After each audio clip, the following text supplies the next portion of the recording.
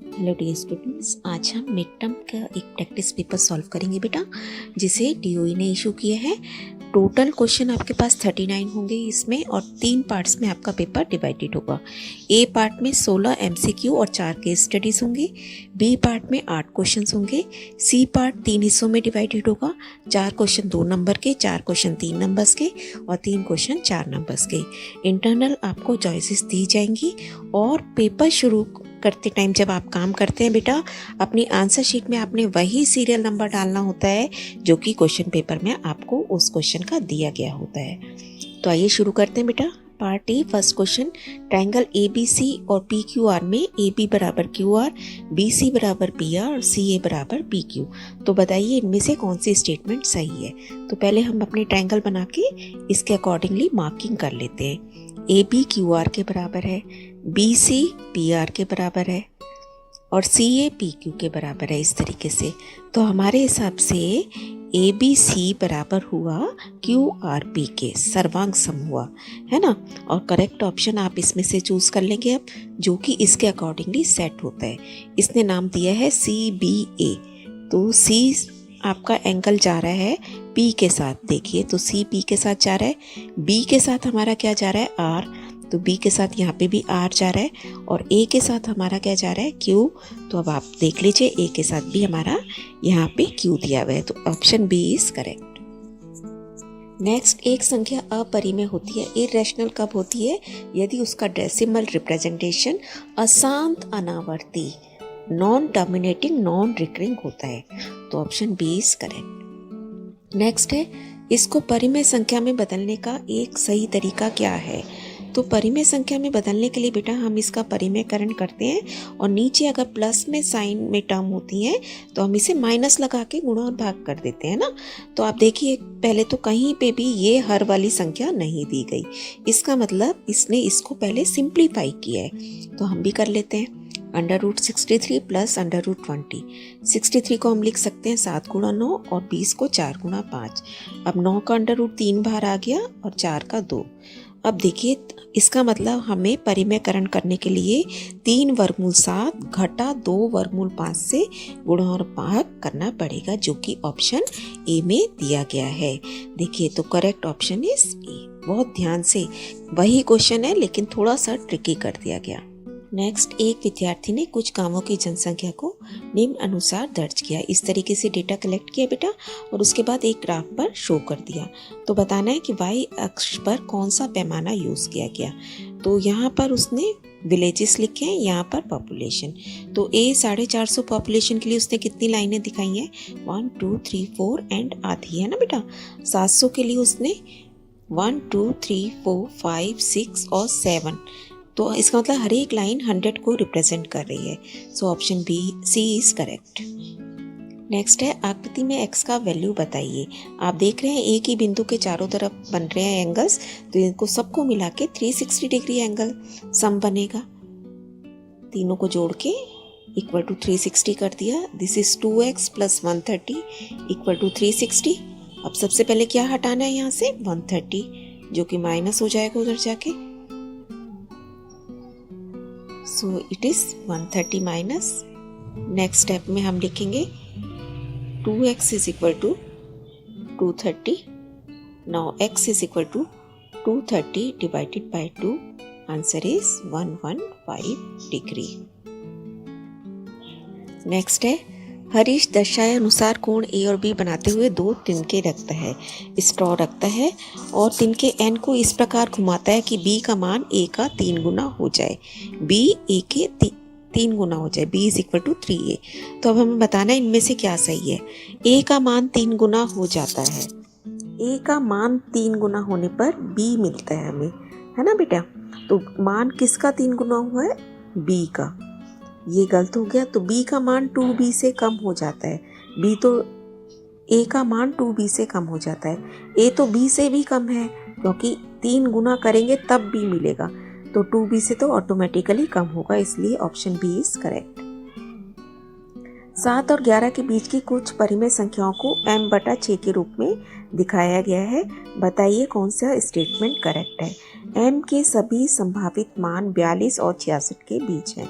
तो m की जगह हम 42 रखेंगे तो 6/42 कितना बन गया 7।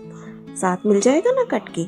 ऐसे 66/6 m/6 करना है आपको, तो 66/6 क्या हो गया 11। लिख के देख लेते हैं बेटे। m/6, m की जगह 42 रखा सो इट इज़ 7, m की जगह 66 रखा तो 11। तो हमारे को 7 और 11 के बीच में ही चाहिए थी, तो option A is correct. Next, संख्या रेखा √27 को निरूपित करने के लिए रिद्धि का कार्य दिखाया गया है। संख्या रेखा में OD को त्रिज्या के रूप में लिया गया है। OD को त्रिज्या के रूप में प्रयोग करके DQ खींचा गया। ऐसे ही होता है ना, यहाँ से आप ड्रॉ करते हो फिर नंबर लाइन पर ले आते हो। रिद्धि के काम को देखकर टीना और अजय ने निम्नलिखित बातें कही।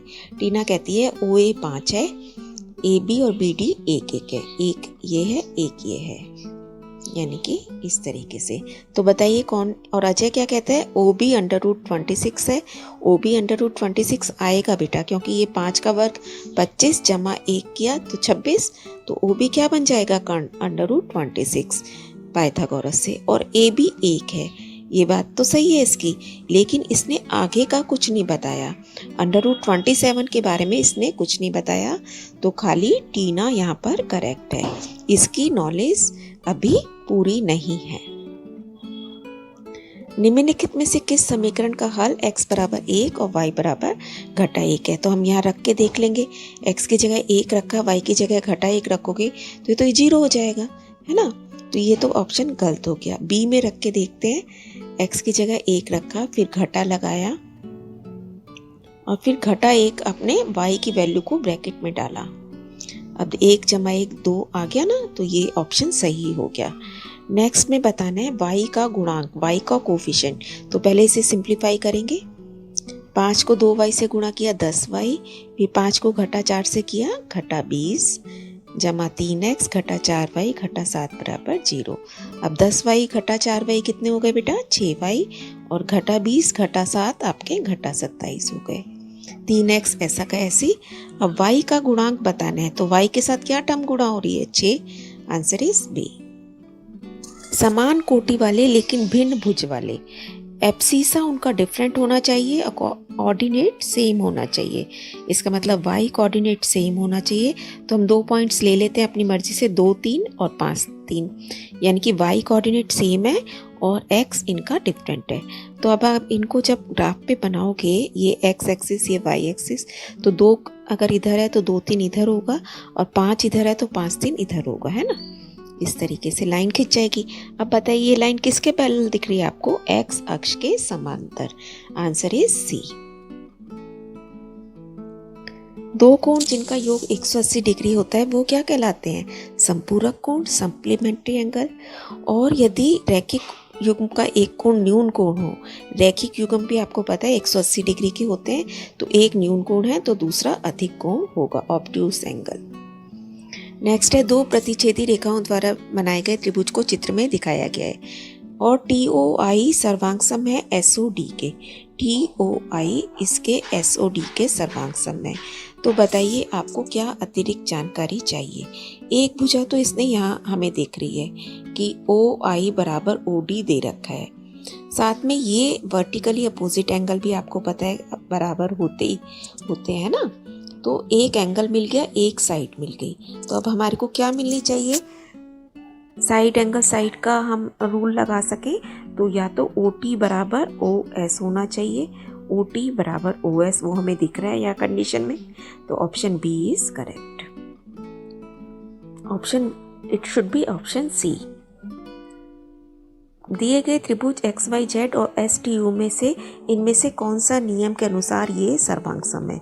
देखिए बेटा दोनों समकोण त्रिभुज हैं, इसमें इसका ऊंचाई 12 है, परपेंडिकुलर इसमें भी 12 है, इसका आधार 5 है और इसका कर्ण 13 दिया गया है।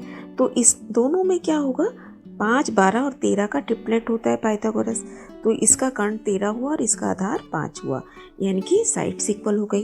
अब क्या कौन सा इसमें नियम लगेगा, RHS समकोण कर्ण भुजा। नेक्स्ट है, दो त्रिभुज दिखाए गए हैं, PUL का परिमाप 30 सेंटीमीटर है। इस वाले त्रिभुज का पेरीमीटर हमें 30 दिया गया है और दो भुजाएं दे रखी हैं 10 और 8। यानी कि 18 और ये रह गई तीसरी भुजा 12। अब बताइए अगर ये दोनों त्रिभुज सर्वांग सम है तो क्या चीज़ इनमें से सही है? हाँ, प्रत्येक त्रिभुज में अज्ञात कोण की गणना करने पर यह निष्कर्ष निकाला जा सकता है कि त्रिभुज ट्रिपल ए नियम से सर्वांग सम है। सबसे फर्स्ट ऑफ ऑल बेटा, ट्रिपल ए का नियम कभी भी सर्वांग समता के लिए एप्लीकेबल नहीं माना जाता। So this is totally wrong. Next है नहीं, क्योंकि प्रत्येक त्रिभुज में अज्ञात कोण की गणना नहीं की जा सकती। अब देखिए इसमें भी 2 कोण दिए हुए हैं, इसमें भी 2 कोण दिए हुए हैं और 2 कोण हमें पता होते हैं तो हम तीसरा कोण आराम से निकाल सकते हैं, तो इसलिए ये स्टेटमेंट भी गलत है। त्रिभुज की सर्वांग समता के बारे में निष्कर्ष निकाला जा सकता है यदि PUL की भुजा UL की लंबाई पता हो हमें। तो UL की लंबाई तो हमें पता है 12 है क्योंकि परिमाप दिया गया था। हमें इसके बारे में कुछ नहीं पता, तो खाली इसके बारे में एक त्रिभुज के बारे में पता होने से हम कुछ नहीं कह सकते, इसलिए ये भी गलत है। और करेक्ट स्टेटमेंट ये है कि ये हम जब बता सकते हैं जब हमें MNQ की भी सभी भुजाएं पता हों। नेक्स्ट है ऊंचाई a इकाई वाले समबाहु त्रिभुज का क्षेत्रफल बताइए। सो इट इज √3/4 a², आपको याद भी होना चाहिए। नेक्स्ट है चॉइस में S-A 10 centimetre, S-B 20 and S-C is 30। तो त्रिभुज का परिमाप बताइए। S क्या होता है? सेमी पेरीमीटर, और पेरीमीटर हमसे पूछा है। हम सबसे पहले जो हमें दिया गया है हम इसे प्लस करके देख लेते हैं, कहीं से तो शुरुआत करनी है ना बेटा। तो तीनों टर्म्स को हमने प्लस कर लिया, 10, 20, 30। अब कितने S हो गए? 1, 2, 3 S हो गए और घटा कॉमन निकाल के अंदर बच जाएगा A + B + C और यहाँ पे बन गया 60। अब A + B + C क्या होता है आपका? दिस इज 2S है ना, सेमी पेरीमीटर का डबल। ये हो गया 60 के बराबर। अब 3 S में से 1 S घटाओगे यानी कि S आ गया 60। सेमी पेरीमीटर 60 आ गया, तो पेरीमीटर कितना बन जाएगा? इसका डबल यानी कि 120। नेक्स्ट है एक त्रिभुज जिसकी भुजाएं 15, 20 और 25 सेंटीमीटर है, इसका सेमी पेरीमीटर बताइए। अगेन आपको तीनों को प्लस करके 2 से भाग कर देना है। Answer is C। एक व्यंजक इस वाले में घटा 8 वर्गमूल 2 को जोड़ने पर एक परिमेय संख्या प्राप्त होती है, K का वैल्यू बताइए। तो पहले इसे सॉल्व करते हैं बेटा।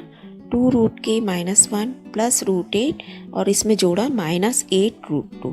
अब ब्रैकेट ओपन करेंगे, 2√K - 2 + 8 को क्या लिख सकते हैं? 4 × 2 -8 वर्गमूल 2। जब भी अंडर रूट के अंदर आप जहाँ तक भी आप सॉल्व कर सकते हो उसे सिंप्लीफाई करके रखना है। तो ये हम नहीं कर सकते, इसको ऐसा कैसे उतार लिया। अब वर्गमूल 4 का कितना आ गया बाहर? 2, अंदर बचा वर्गमूल 2। अब ये दोनों लाइक टर्म्स हो गई, ये भी 2 वर्गमूल 2 के साथ और ये भी वर्गमूल 2, तो कितना बचा? घटा 6 √2। अब देखिए बेटा, वो कहता है इसे सॉल्व करने पर एक परिमेय संख्या आनी चाहिए, यानी कि ये जो अपरिमेय संख्याएं दिख रही हैं हमें, ये और ये हट जानी चाहिए, खाली घटा 2 हमारे पास रहना चाहिए। और ये कब हटेंगी? जब ये दोनों सेम होंगी। सेम होने से क्या होगा? कट जाएंगी ना। अगर मान लो मैं कहती हूँ ये 10 है, ये भी 10 है, तो 10 घटा 10 दोनों कट गए ना, क्योंकि ये घटा का साइन है। तो इसका मतलब ये वाली संख्या इसके बराबर होनी चाहिए। तो अब इसको बराबर रख के सॉल्व कर लेते हैं। अंडर रूट हटाने के लिए हम वर्क करेंगे दोनों तरफ का। तो 2 का वर्क कितना हो गया? 4। अंडर रूट K का अंडर रूट हट गया, K रह गया। 6 का वर्क 36, ऐसे ही √2 का रूट हट गया, 2 रह गया। 4 के बराबर 72, K बराबर 72/4, K = 18। Answer is C। Next है एक संग्रहालय में विभिन्न दिनों में आए गए विजिटर्स की संख्या को दिखाया गया है इस तरीके से। यहाँ विजिटर्स हैं या नंबर ऑफ डेज हैं। तो बताइए संग्रहालय में 12 दिनों के लिए लगभग 80 से 90 विजिटर्स थे। 12 दिन, 12 बेटा यहाँ आएगा ना, तो 80 से 90, यहाँ पे तो कितना आ रहा है? 70 से 80। 12 के सामने कितना आ रहा है? ये 70 है ना, अगर नहीं यहाँ पे नहीं लिखा तो 70 से 80, जबकि वो कह रहा है 80 से 90, तो ये तो गलत हो गया। 5 दिनों के लिए 60 से 70, 5 के सामने देखते हैं। सो इट इज 60 से 70 है, तो option is B correct. Next बेटा हमारे पास केस स्टडी है। सृष्टि ने अपने जन्मदिन पर योजना बनाई कि वह जन्मदिन एक छोटे से अनाथालय में मनाएगी, ऑर्फनेज में। और बेटा वहाँ रहने वाले बच्चों और बड़ों को देने के लिए उसने केक के साथ सेब भी खरीदे। बच्चों को वो 2 सेब देती है, बड़ों को 3 सेब, और इस तरीके से उसने कुल टोटल 60 एप्पल्स डिस्ट्रीब्यूट कर दिए। अब हमें इसकी इक्वेशन बनानी है। तो बच्चों को हमने x मान लिया संख्या और बड़ों की संख्या y मान ली। तो इसका मतलब 2 जब सेब दिए जा रहे हैं तो टोटल 2x हो गए और इनके टोटल 3y हो गए। सारे मिला के कितने हो गए? 60। So correct option becomes B, 2x + 3y = 60। Next है बच्चों की संख्या 15 है, यानी कि अब की बार x की जगह आप 15 रख देंगे और इसे सॉल्व कर लेंगे। ब्रैकेट में डालेंगे। अब ये बन गया 30 जमा 3y, 30 इधर जाके घटा हुआ 30, 3 से भाग कर देंगे, आंसर इज 10। तो वयस्कों की संख्या इस केस में 10 आ गई। नेक्स्ट है वयस्कों की संख्या का 12 है, अब की बार y को आपने 12 रख देना इसी इक्वेशन में। सॉल्व करके x आपके पास बच्चों की संख्या 12 आ जाएगी। नेक्स्ट क्वेश्चन है x बराबर घटा 5 y बराबर 2 और समीकरण हमें दिया गया है 3x + 5y = b का हल है, तो b का मान बताइए। एक नया समीकरण अब की बार है जिसमें x हमें रखना है घटा 5 और y रखना है 2। बहुत केयरफुली वैल्यूज रखेंगे ब्रैकेट में। हमेशा जब भी आप कोई वैल्यूज रखते हैं x और y या किसी की भी जगह रिप्लेस करते हैं, हमेशा फर्स्ट ऑफ ऑल ब्रैकेट में डालेंगे। अभी से सॉल्व करेंगे। घटा 15 जमा 10 और ये क्या बन जाता है? घटा 5। Answer is a. यह जब 4y घटा x बराबर 5 को इस तरीके से स्टैंडर्ड फॉर्म में लिखा जाए तो a का मान क्या होगा? What will be the value of a? तो पहले हम इसे स्टैंडर्ड फॉर्म में चेंज करेंगे, यानी कि पहले x फिर y फिर c। और इसका आंसर आपको पता ही है। अब इसको लिख लेते हैं बेटा। घटा x को आगे ले आए, 4y के साथ जमा का निशान लगाया और 5 इधर आके घटा हो गया। अब a का कोफिशिएंट हमें x का कोफिशिएंट a है ना, तो what is a? -1। Answer is b। Next की स्टडी है। एक त्रिभुज का पार्क ABC की भुजाएं 24, 32 और 40 हैं और यहाँ पे एक छोटा सा 3 मीटर का गेट बनाया गया है।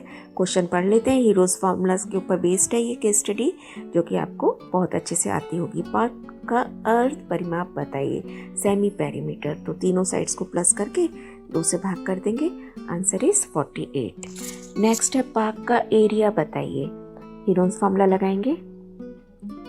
So just I am doing it fast बेटा, क्योंकि आपको बहुत अच्छे से आता है सबको, है ना। फुल प्रिपरेशन है आपकी। फैक्टर्स कर लेंगे यहाँ पे। इसको गुणा नहीं करना है, फैक्टर्स करने। 48 के 16 गुणा 3, फिर 24 के 4 गुणा 6, 8 के 4 गुणा 2 और 16 को 16 ही लिख दिया क्योंकि 16 का अंडर रूट भी हमें पता है। अब 16 2 बार आ रहा है तो 16 बाहर आ गया। 4 भी 2 बार आ रहा है, 4 बाहर आ गया।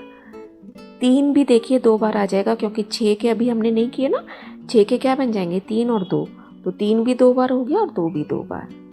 सारा कुछ सॉल्व करके 384 मीटर स्क्वायर, यूनिट जरूर लिखनी है। आंसर इज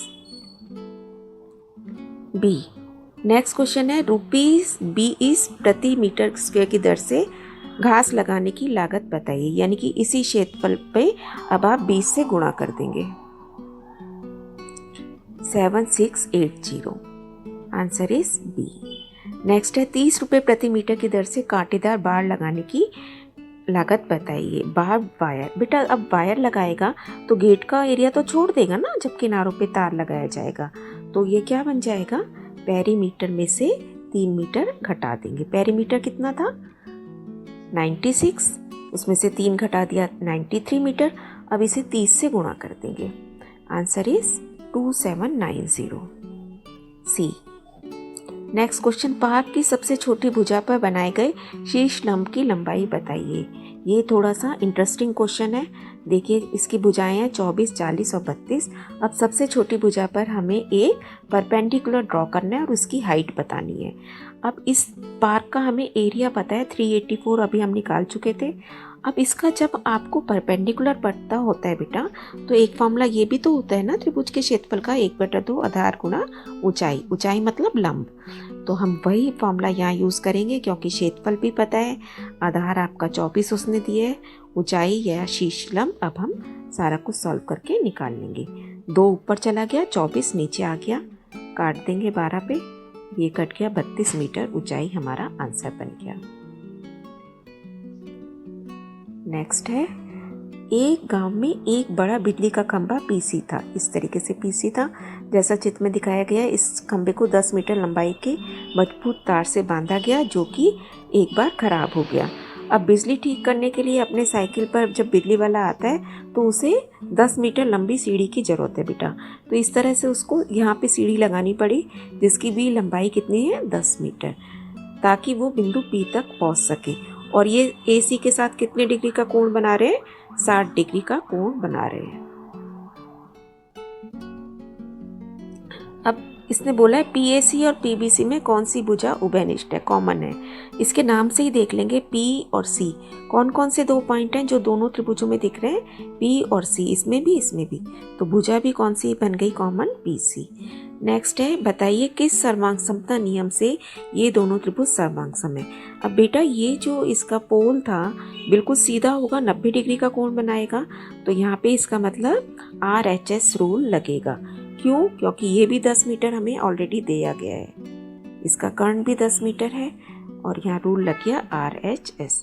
बताइए कौन से कोण समान है PAC में। P तो P के बराबर है, A B के बराबर है ना, और C के बराबर है। तो यहाँ पे ऑप्शन बना आपका D करेक्ट।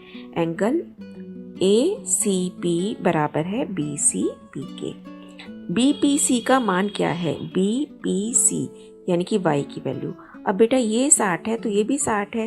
अब एक कोण 90, एक 60, तो तीसरा कितने का बचा, 30 डिग्री का। तो आंसर बन गया हमारा 30 डिग्री। ऐसी APC में भी ये कितने का बना, 30 डिग्री। नेक्स्ट है, अनिल नई दिल्ली के एक सरकारी स्कूल में गणित के शिक्षक हैं।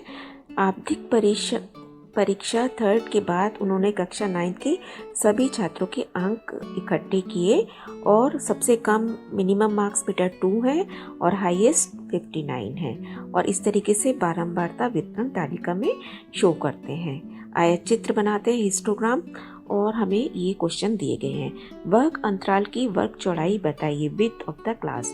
तो जितना जितना यहाँ पे गैप दिखता है वही होती है ना चौड़ाई।